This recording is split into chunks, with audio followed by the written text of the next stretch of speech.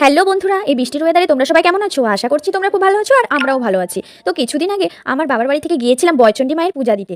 2 বছর আগে গিয়েছিলাম পূজা দিতে। তখনই মায়ের কাছে প্রার্থনা করে এসেছিলাম যে আমার ছোট্ট প্রিয়মসোনাকে নিয়ে তোমার কাছে আবারও আসবো। তো যাই হোক, অনেক দিনের মনের ইচ্ছা পূরণ হয়েছে। তাই প্রথমে আমরা একটা রুমে ব্যাগপত্র রেখে মায়ের পুকুরে হাত মুখ ধুয়ে এসেছিলাম। আসলে ছোট্ট বাচ্চা নিয়ে স্নান করা একটু অসুবিধা হয় বলে বাড়ি থেকেই স্নান করে এসেছিলাম। এরপর ডালা সাজিয়ে নিয়ে চলে গেলাম মায়ের মন্দিরে। বাইকে তো আমরা তিনজনে চলে এসেছি, কিন্তু আজকে আকাশের অবস্থা একদমই ভালো না। কখনো বৃষ্টি হচ্ছে, কখনো তো রোদ উঠছে। পূজা দেওয়া হয়ে যাবার পর আরও মন্দিরের সামনে আমরা ধূপ দিয়ে দিলাম। প্রিয়মসোনা আমার সাথে ধূপ দিতে চাইছিল, কিন্তু আর একটু হলেই পড়ে যেত। যাই হোক, ধরে ফেলেছিলাম। আমরা দুজন সকাল থেকেই উপোস করেছিলাম, আর এখান থেকে সোজা যাবো শ্বশুর বাড়ি। তাই প্রিয়মসোনাকে খাইয়ে নিয়েছিলাম, আর আমরা শেষে কচুরি ঘুগনি খেয়ে বেরিয়ে পড়লাম।